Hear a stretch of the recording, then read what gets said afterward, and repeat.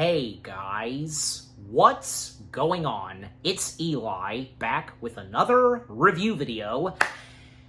And yes guys, that's right. You read the title. You know what it is that I am now about to review. Yeah, this one film from the 1950s. That's definitely, no doubt, a movie classic. Definitely.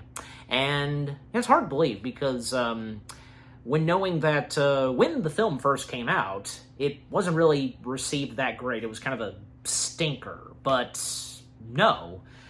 The fact that it isn't, and over the years, and as time went on, like, the movie would then gain a cult following and become a movie cult classic and such, you know, a movie masterpiece. And during the good old days of Hollywood and so on. You get my point. Yeah. And this being based off of the best-selling thriller novel that came out in 1953 from the late Davis Grubb. Yes. And it was a bestseller and a finalist for the National Book Award. Yeah. And which, yeah, being inspired by a real-life serial killer by the name of Harry Powers, yeah.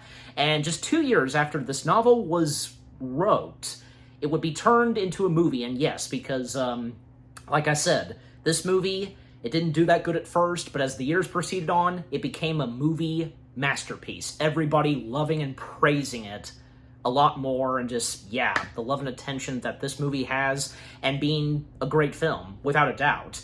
So, yes, guys, that's right.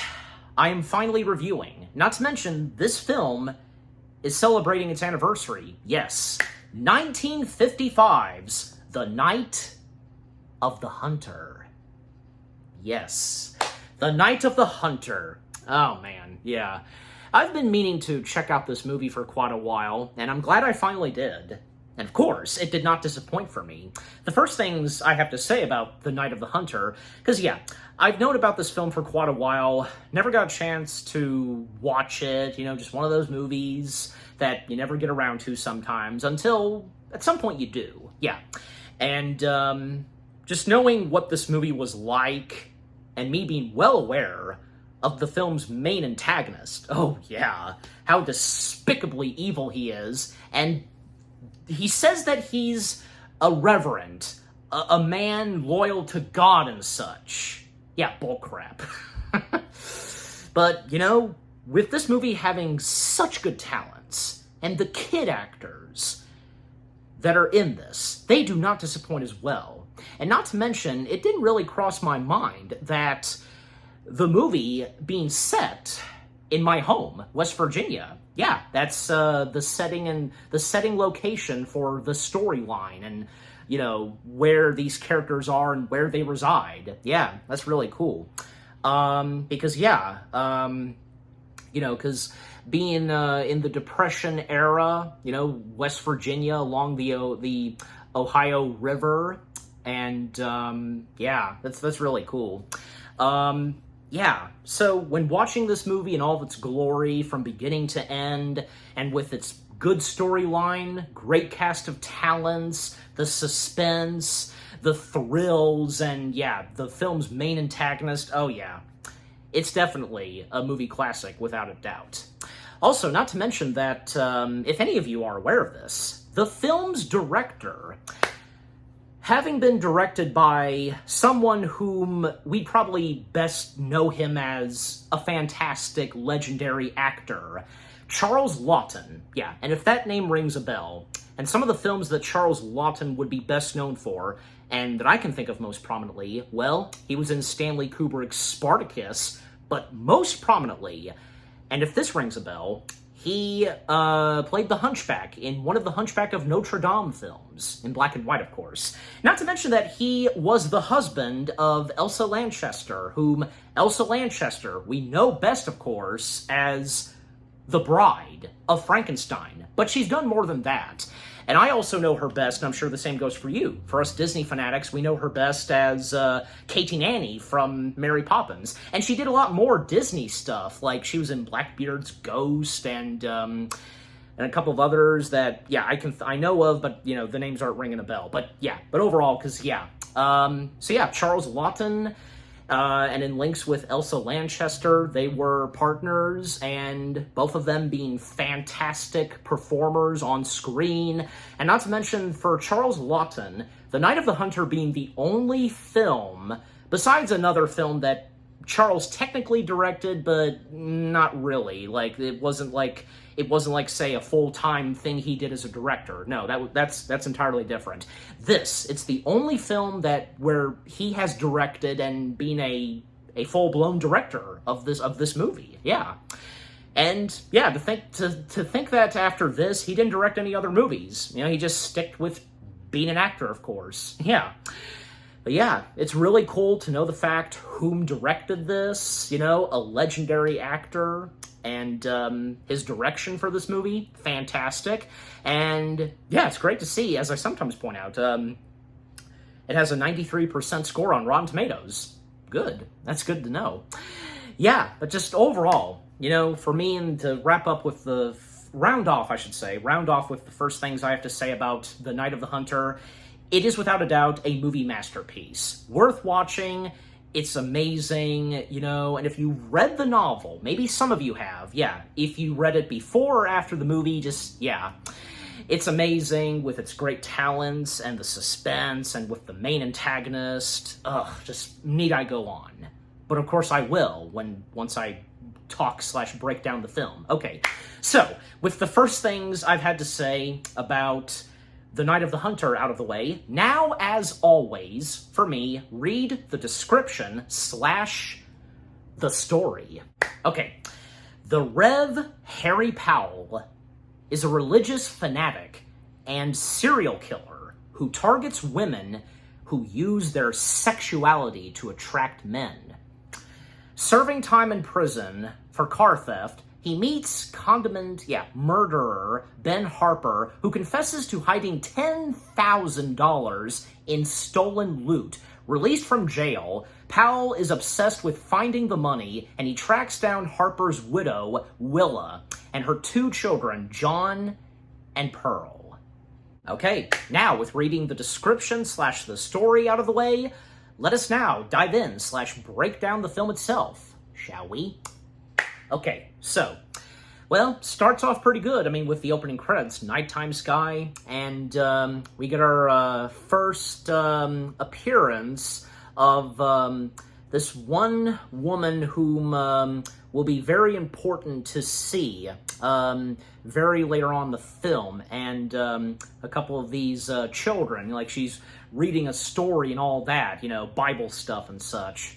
And, well, in West Virginia and such, because we see a town, and one of our first main characters that we see, of course, is the Reverend himself, Harry Powell, being played by the late legendary Robert Mitchum. Yes, and, well, I mean, what can you say about Robert Mitchum and his performance as the despicable evil, and he says he's a preacher, yeah, a reverend, Harry Powell. Well, of course, he's fantastic. And if you know Robert Mitchum, and if you've seen the movies he's in, you know that he's a legendary actor. The performance he delivers as, you know, the main villain himself, Harry Powell, and just, man, because at times, numerous times, the speeches that Harry Powell would deliver, you know, talking about, you know, God and about, you know, these peasants or anything like that. And also on account that on his hands, he has letters on his fingers, knuckles and such, you know, right here, where, you know, it says love and hate. And, yeah, and even when, like, say, he like does something that has to do with love and hate, and, you know, love taking down hate, and how he puts at it, just, oh man, those words that he uses, really good. But the fact whom he is behind all that, just, yeah, his true colors and such, you know, inside he is a monster. And, you know, I feel like mentioning this because Harry Powell, the character of Harry Powell being in the top 50 heroes and villains list of AFI. Yeah, just thought I'd mention it because it's true. Because, I tell you, Harry Powell being one of those big screen villains, that's quite something, you know? Very evil and despicable. Anyways. But yeah, just overall, because Robert Mitchum, he's fantastic. Fantastic as Harry Powell in this. And yeah, because Harry Powell, he's going his merry way and, you know, praying to the Lord and all that, and being the man that you know, he thinks that, you know, God has commanded him to do this, all this, and, you know, but of course, not really, because, yeah, even the Lord knows what he's really like. So, yeah, a Satan, basically. And yeah, and Harry Powell, because at one point he's at this this show where a girl is dancing, you know, sexually and all that, and then at one point a policeman comes in, arresting him for car theft. Yeah, because he stole a car. Meanwhile, we come to our next group of characters, the Harper children, John and Pearl. John being played by young Billy Chapin, and Pearl being played by young Sally Jane Bruce. And whom, by the way, young Sally Jane Bruce, she didn't do that much acting, especially after doing, say, The Night of the Hunter. Like, she was in, like, say, one episode of The Twilight Zone and one or two other things, but that was pretty much it. So, yeah. But, you know, overall, because, yeah, the two kid actors in The Night of the Hunter, they're fantastic. They do a fantastic job with the characters they bring to life in this, and at that young age, especially Sally Jane, excellent. Yeah. Yeah, because, like, at their house, they get a surprise visit, I guess you could say, from their father, Ben Harper, whom basically is coming in quite a rush, and the fact that, well, the children's father had killed 2 people. Yeah. And Ben, the money that he has, as was in the description / the story, the $10,000, he gives it to, that he stole to his young son, John, and makes him swear, by raising his hand, to never reveal its location, wherever he's going to attempt to hide it before the police step in. And even to his wife, you know, not have this be known to his wife with what he's done. And the money, where it would be hidden, and, you know, because you wonder, because where exactly, even, like, when Ben was like, of course, they'll never, like, the one place they won't think of, you know, searching for. Well, to go ahead and mention this, basically, the money is hidden inside of Pearl's doll. Yeah, her toy doll. And, yeah, blending adult problems with childish innocence. Man. And by the way, of course I have to mention, you know, Ben Harper being played by another late legendary actor, Peter Graves. Yeah, I don't know why, I swear, I genuinely did not realize that was young Peter Graves, that plays the children's father, Ben Harper. Yeah, and the fact that there's not that much of Peter Graves in this movie, okay? But yeah, just seeing Peter Graves during his, you know, young acting career and such, you know, before he sported the white hair, just like, say, his fellow Airplane co-star Leslie Nielsen. Yeah, it's true. But yeah, I mean, of course, you know, Peter Graves, I mean, with how much we get of him in The Night of the Hunter, well, I mean, he was fantastic. Yeah.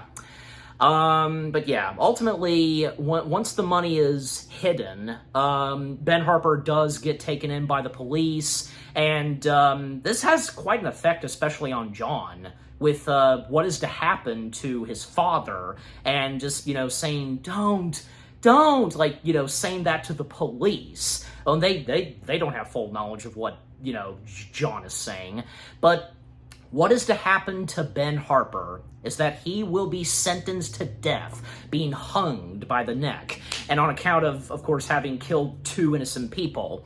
And at the prison, Ben is sharing the same cell with the preacher, Harry Powell, because again, as we saw, Harry got arrested for car theft, and yeah, well, he meets with Ben in prison, and there was a moment where Ben was talking in his sleep, and Harry was interacting with him in his sleep, and when Ben woke up, he took action and was not satisfied with what preacher Harry was doing. But then it settles down, and basically, Ben mentions to Harry about all that has happened, about, say, the money, his wife, and children, and this would lead to Harry being obsessed with the money and wanting to get his hands on the $10,000.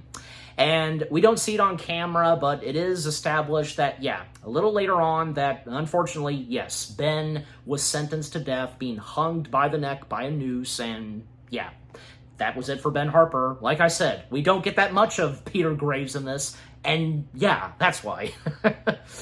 Also, the children's mother, and whom is the wife, but now widow of Ben Harper, Willa Harper, being played by another legendary performer, the talented actress herself, the late Shelley Winters. Yes.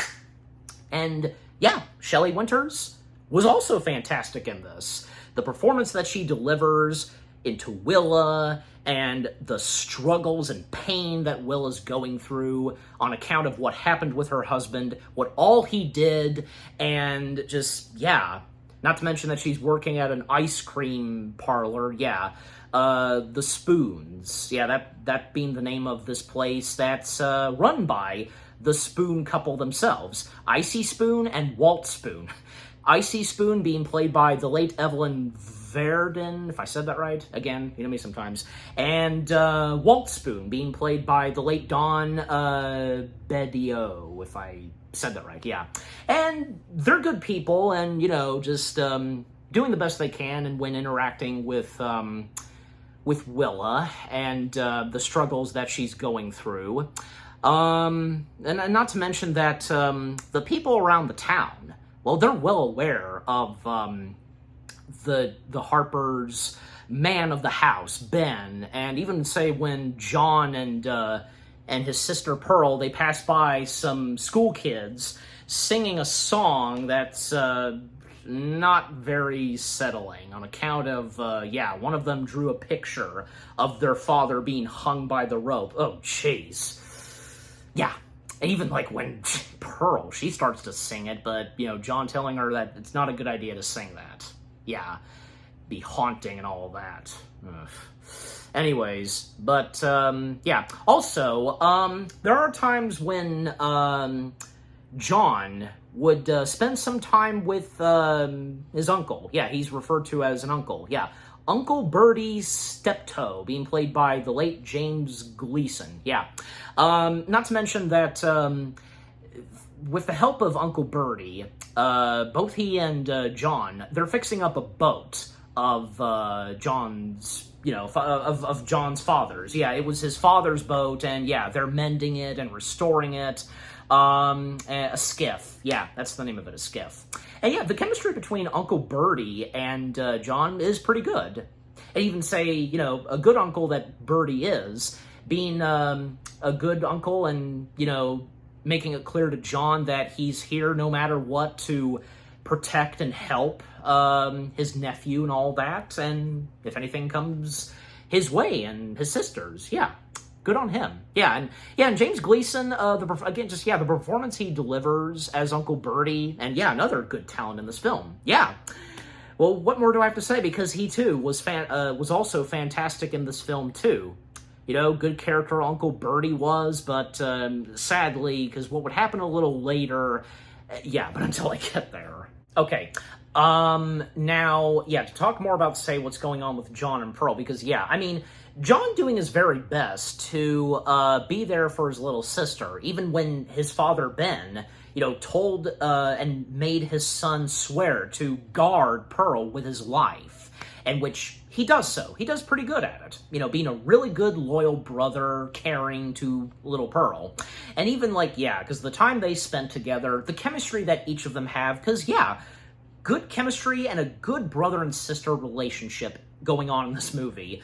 Even when, John being very kindful to share a story or two, to Pearl. Even when at one point when he's sharing a story to Pearl, we can see the shadow of the preacher himself, the Reverend, yeah. And here's another thing. The cinematography in The Night of the Hunter, fantastic. Oh yeah, that's another thing, because the cinematography, the way the film was shot, a lot of people praising on that. And yeah, I couldn't agree more. There's no denying. It was beautifully shot.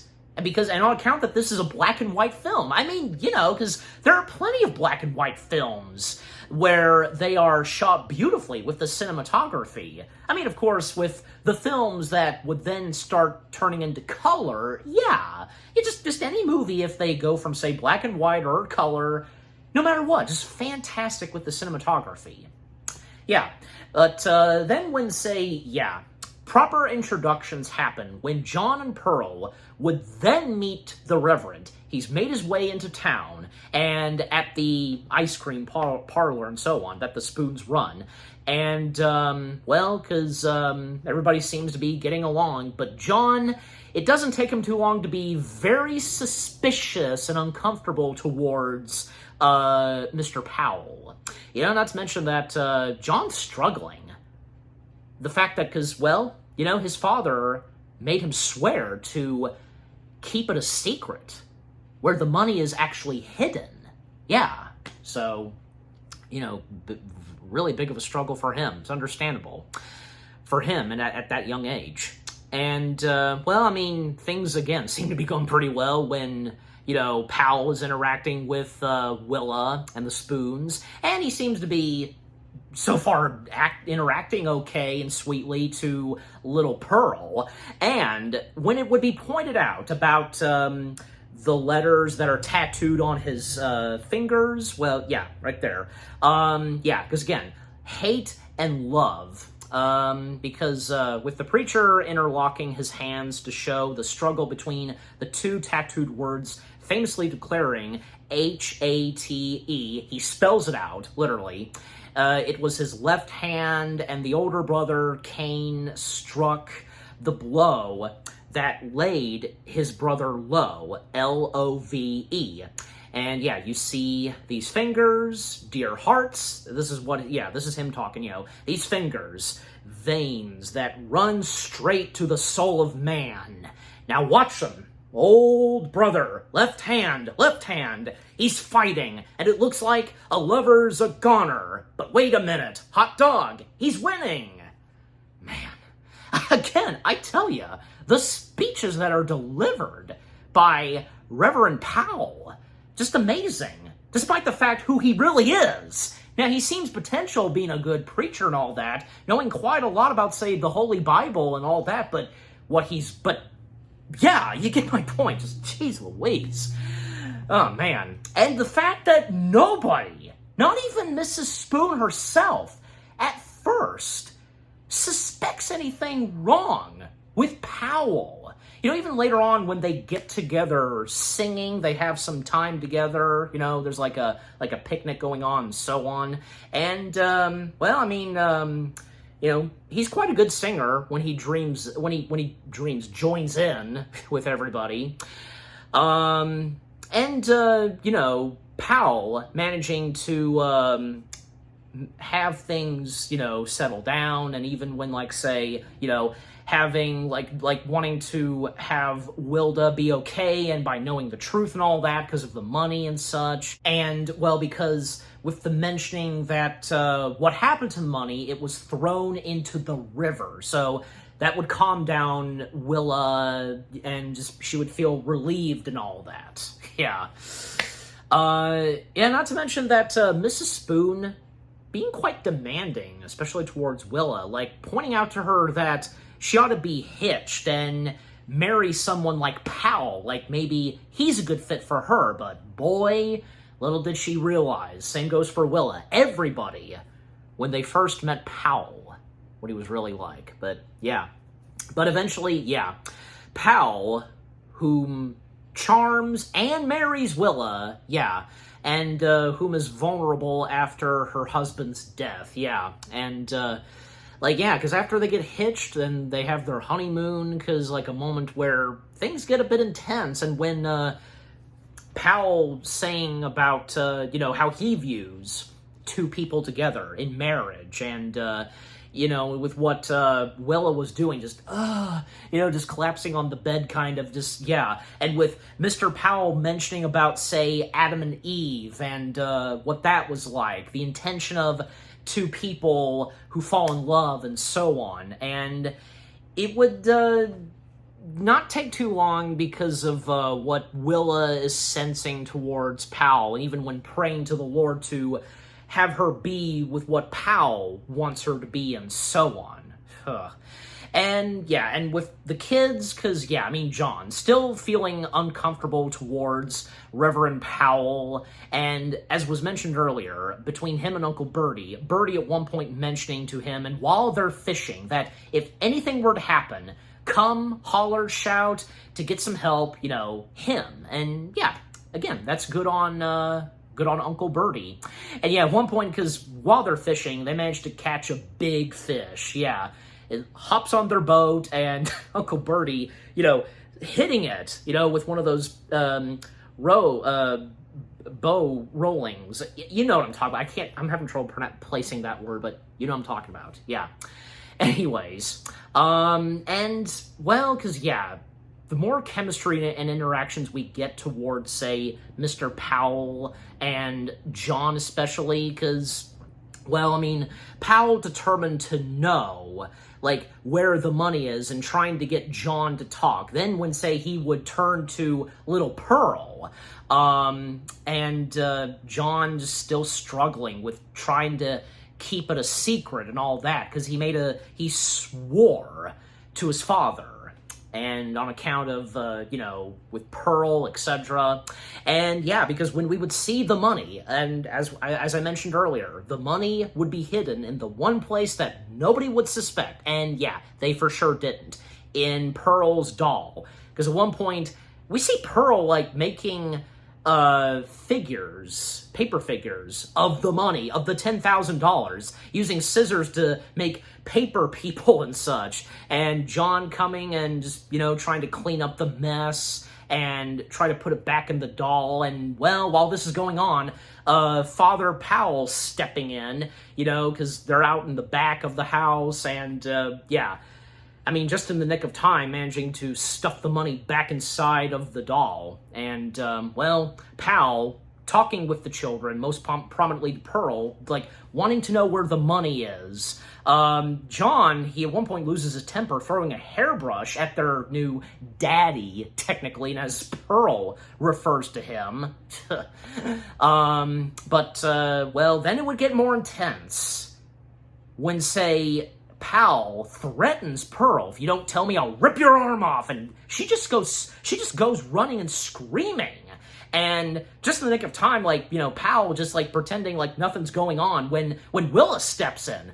But it wouldn't take her too long, of course, to realize his true intentions. Yeah, she would discover a little later his evil intentions, and when he threatens her own two children. And by this point, like, she's lost it, and she even at one point accepts her death, because they're in bed, and just her, and he's standing up, and not to mention Father Powell's special weapon, a knife. He activates it, and out pops the knife, and, well, he would use the knife on Willa. Yeah, I should have seen it coming. We all should have seen it coming. Yep, Father Powell kills the mother of John and Pearl. Yep, poor Willa. And the fact that after that, we don't get anything else. That's the last we see of Willa. We're not even halfway up to the movie, up to, say, 90 minutes. She's killed off quite early. But, hey, it's just one of those things. And just like, hey, I can think of, say, another big film, best example, Psycho. That's another biggie. Where one of the main protagonists is died off early, and that's it. So the same goes for what happens in The Night of the Hunter, with Willa being one of the biggest characters, key characters, and just her being killed off just like that. And how she's disposed of, well, because, yeah, it's obvious, because, I mean, the children, they don't get a good look at it. But, yeah, they're aware and hear that a car starts up and drives off. Well, what happened was, Harry Powell basically put her body in the car and have it be sent to the river, plowing into the river and sinking. Yeah, and eventually, at one point, Uncle Bertie would discover the lifeless body of Willa down in the river when he was fishing at one point, and his fishing hook got a hold of the car, and just, yeah, seeing the lifeless body of Willa, underwater, well, first off, that's pretty impressive that at that time they achieved it, just, yeah, and, I'm pretty sure, because, yeah, clearly, because that clearly was Shelley Winters, but just, yeah, how they achieved it at that time, pretty impressive. And even, say, there's a moment where, how Harry Powell puts at it to the spoons is that Willa just basically, for no reason, left, ditched him and the children, went across town, the river and all that. But of course, yeah, we know he's flat out lying, and we know he did something, and yeah, and it's after that, we cut to underwater, and we see the lifeless body of Willa. Jeez Louise. How things are slowly but surely getting intenseful as this movie proceeds. Okay, and to speed things up some, because, yeah, well, and here's another thing, because one of the songs that, sometimes plays, and on account of Reverend Harry Powell, it's his song, and it's like, whenever he shows up, whenever he's present, he sings this song, just, yeah, Leaning the Everlasting Arms. Oh, man, just the way it's delivered by Harry Powell in this, just creepy, disturbing, scary, because we know when that song plays in the movie, he's nearby. And, yeah, by this point, he is determined to get answers, to get the kids to tell the truth, even if it means for him to killing them. Yeah, and at one point, because John and Pearl, they hide down below the house in the fruit cellar, and they're hiding from Mr. Powell, and when at one point, Mrs. Spoon shows up and, brought something over for them, Icy Spoon, yeah, that's her first name, and, she even gets the kids to come out of the fruit cellar / the basement. Yeah, it's not only a fruit cellar, but a basement. And, they're all dirty and such on account of being down in the basement hiding. And right after Mrs. Spoon leaves, well, now, Harry is determined for the kids to talk and still turning his attention towards Pearl. And by this point, and he makes it clear to Pearl that John does not matter. Just, yeah. And when Pearl mentions that, he swore to her older brother that she would not say and tell the truth. But Harry, he won't take that very, very likely, will not take that answer very well, basically. And yeah, by once again whipping out the knife, and, well, then it would lead to the kids telling Mr. Powell where it's located. Down in the basement, but nope, that's not where it's located. Yeah, by tricking him, and it didn't take him too long to realize that, well, they were lying, and pinning John to one of the barrels of fruit, and speaking to the Lord and all that, and he was this close to killing him, Pearl breaking down in tears. Then she finally confesses that it's in her doll, and Powell laughing and realizing that, of course, the one place that they wouldn't search for. And then things escalate when John does take action. He causes one of the shelves of canned goods to, break off, crash down on him, trapping him, the stuff that hits on his head, while they make a run for it. And even when they close the door, it hurts his fingers. And yeah, they make a run for it for sure. And they make their way straight to Uncle Bertie, because yeah, like what Uncle Bertie said to John, if anything happens, go to him. Yeah, that's a loyal and good uncle right there. But when they make their way there, Uncle Bertie is just collapsed. It's like, I mean, the movie doesn't really establish if he dies. He just collapses. And the fact that a lot is going through his head with what he discovered down below the river, the lifeless body of the children's mother, and thinking that people will think that he's the one that did it. So yeah, it's unfortunate that, yeah, by this point, they're not going to get any help from Uncle Bertie. But what John does next is have him and his sister go to their late father's skiff. Yeah, by untying his boat skiff, and fleeing, crossing the river and such in their father's boat. And just in time, because they managed to escape / avoid the hunter himself. Yep, the titled character, the father, of course, Reverend Harry Powell. And yeah, because he's on foot, trying to get to them, but yeah, because they hop in the boat, they manage to escape. Harry, he doesn't do anything. He just stands there in the river, and oh my gosh, that scream that he delivers, like, oh my gosh, that's amazing. Like, yeah, again, you know, because Harry Powell, you know, being played by Robert Mitchum, fantastic, you know, just like that scream he lets out, ugh, yeah.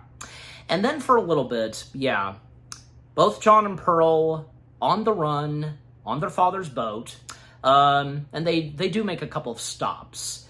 They get some food, like potatoes, and while they're still on the run, well, Reverend Harry Powell is still on the hunt for them, yep, on his horse, and at times singing Leaning on the Everlasting Arms. And another moment where, like, yeah, they sleep for the night, because they did a couple of times on the boat, but at one point they sleep at a barn, and well, luckily they didn't get caught and noticed by Reverend Powell when he was passing by, seeing that shadowy like figure, you know, off in the distance, you know, a dark image of him on his horse as the sun rises. John woke up in the nick of time to hear him singing, and John making a comment, and yeah, because, like, does the man ever get any sleep? Yeah, does he? I'm sure he does, but right now in this situation, no, not really, because, yeah, he is determined to get that money, so, yeah. But anyways, so, yeah, with them escaping, still managing to avoid Reverend Powell, well, at one point, they would find themselves at a different place across the river, and whom they would encounter that would take them in. And man, it doesn't take her too long for her to dismantle them, like, you know, just set them straight, and was almost about to whip them with something from the grass field, you know, those, just, you know, telling them to get.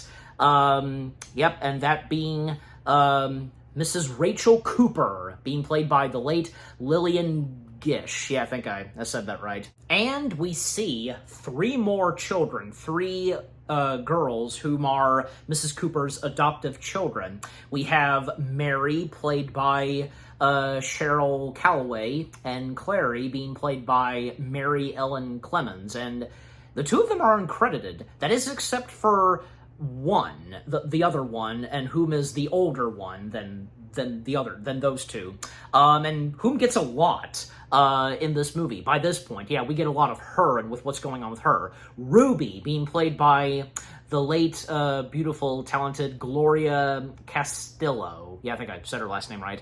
Another movie that she'd probably be best known for is Invasion of the Saucer Man, if anybody's seen that movie, which she did that 2 years after this film came out. But she's done more than that, of course. But those are two biggies for Gloria Castillo.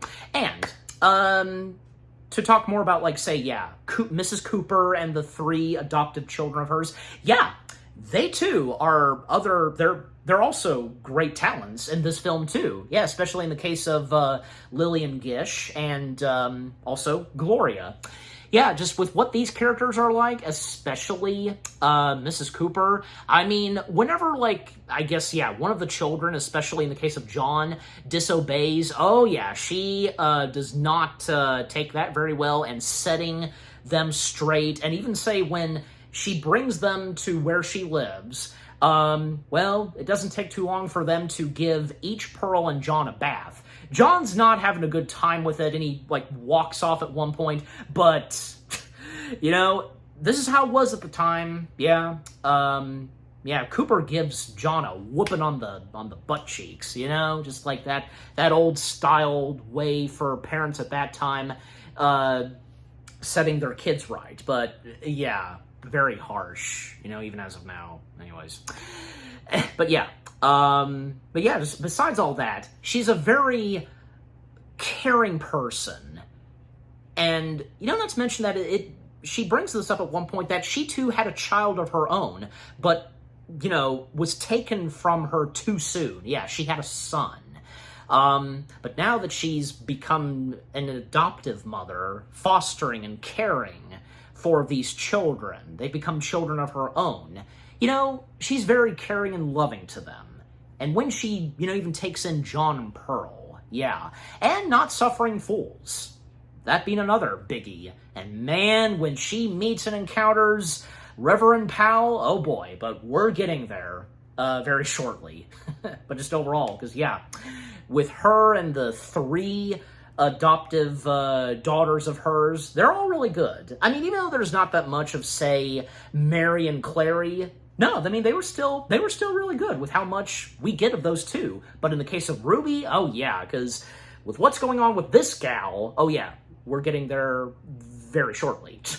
Oh, and of course have to point this out, because remember what I said that we do see Mrs. Cooper at the start of the movie, you know, talking about Bible stuff and all that. Yeah, that's whom we see, one of the first characters we see, and up to now where we see her, and just, yeah.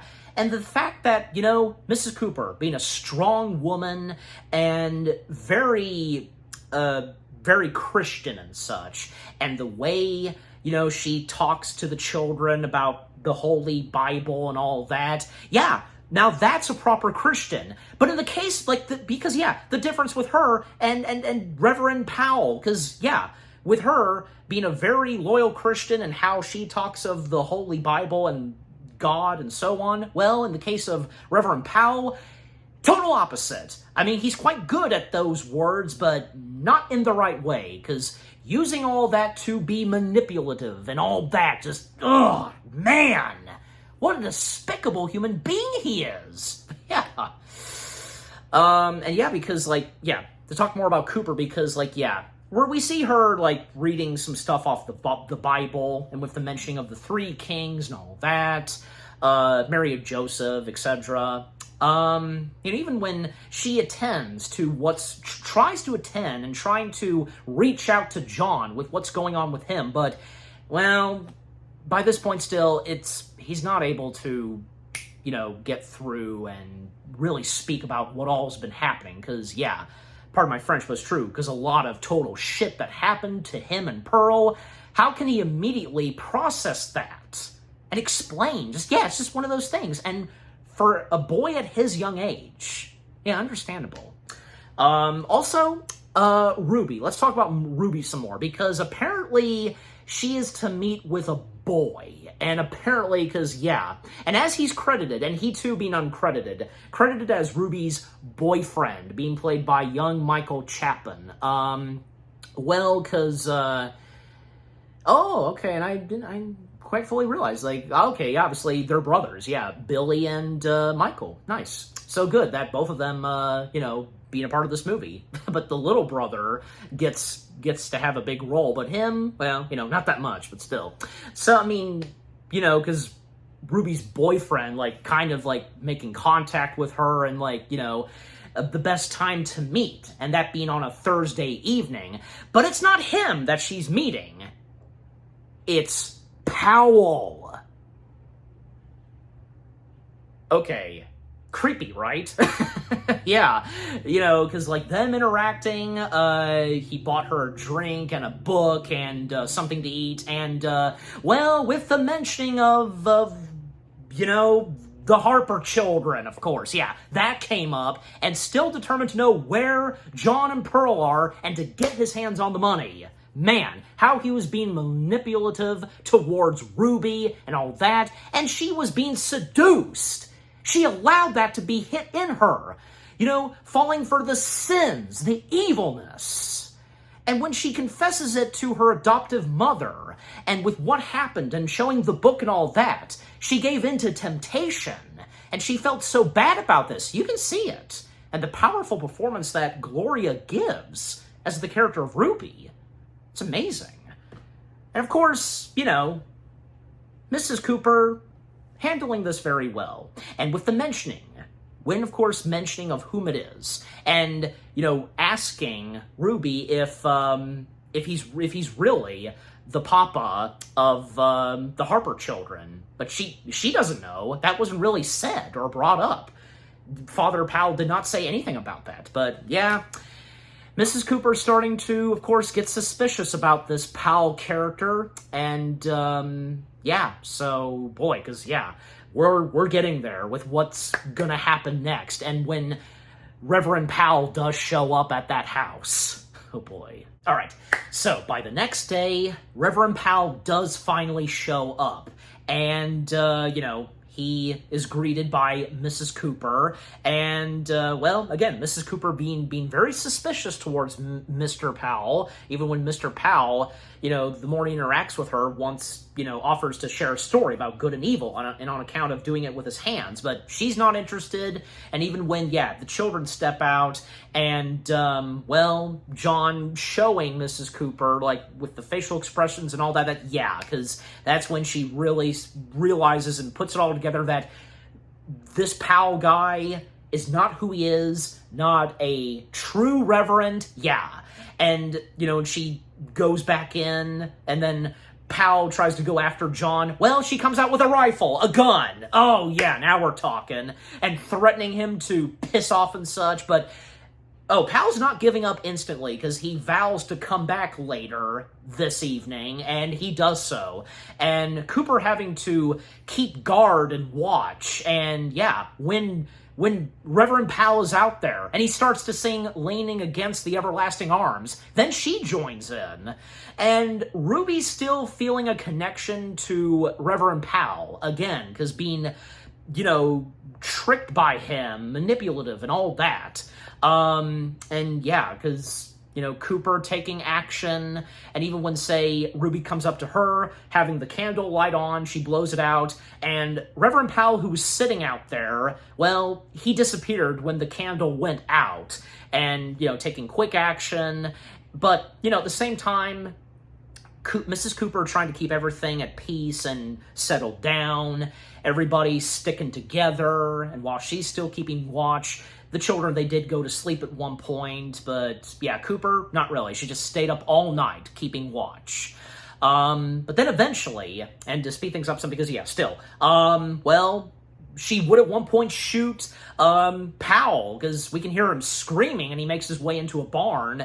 And then right after that, Cooper would ring up the police, and they would show up by the next day to take in Reverend Powell once and for all.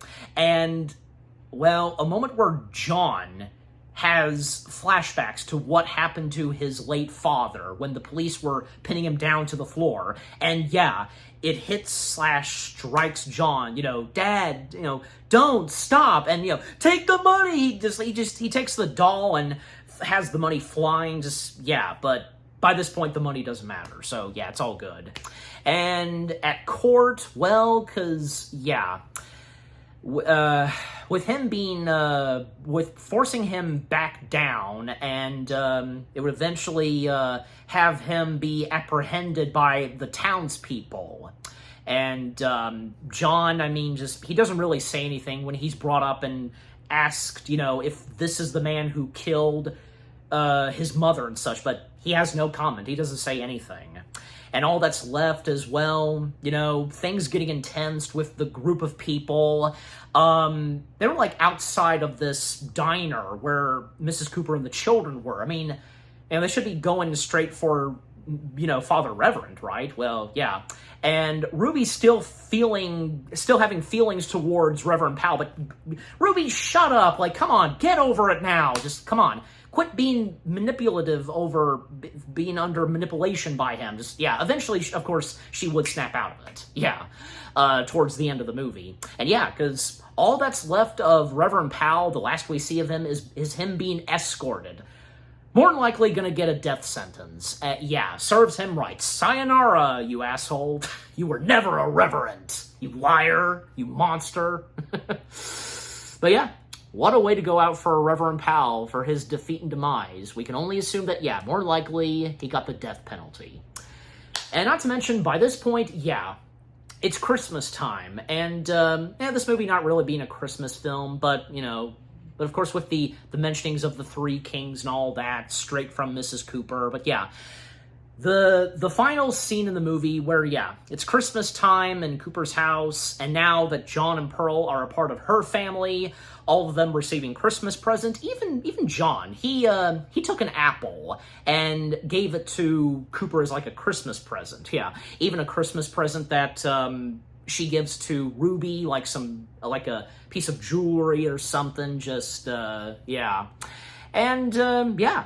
It's great to see that all ends well for John and Pearl. Now they're part of this, you know, happy family of Mrs. Cooper, and yeah, things looking better, and a happy ending for John and Pearl for sure. Oh, and also to mention this, because Mrs. Cooper, because again, she was the first character we see at the start of the film, and the last character we see in this movie, and she got the first and last lines, and the last lines that she gets to end off the movie, and it's about, you know, the children and such, you know, they abide and they endure. Yes, well said, Mrs. Cooper. Good on you. Yep, great character she is. And very caring adoptive mother, basically, you know? Anyways. But yeah, and then the end, that's the end of the movie. You know, it ends off on a really good note. A happily ever after for sure. And just to think that, just like right from the start of the movie, technically, because yeah, things would get dark, intense, all throughout the film, but up to the ending, it ends off on a light, happy note for sure. Definitely. Yeah. Yep, The Night of the Hunter. An excellent, classic, black and white film from the 1950s, a movie masterpiece without a doubt. It's great to see that, you know, again, like, despite the fact that when it first came out, it wasn't well received, but as the years went on, it got a lot more praise, as it rightfully so deserves. Everything about The Night of the Hunter, from beginning to end, the storyline, the great cast of talents, and whom play these characters that are brought to life, from Robert Mitchum, Shelley Winters, Peter Graves, James Gleason, Lillian Gish, Billy Chapin, Sally Jane Bruce, Gloria Castello, everybody that was involved in this movie, the music and score, the cinematography, the intenseful stuff, the thrilling stuff, the climax, our main antagonist, the awful things he does, he's not really a reverend whatsoever, and the proper Christian person, of course, being Rachel. Just, yeah. And the children and what they're like in this movie, the setting and locations, the Depression era, you know, the 1930s, West Virginia, just, yeah. Everything about The Night of the Hunter is excellent. Practically perfect in every way, as Mary Poppins says. Yeah, practically perfect in every way. Okay, yeah. Yeah, just again, you know, The Night of the Hunter itself, excellent. Yep, all the above.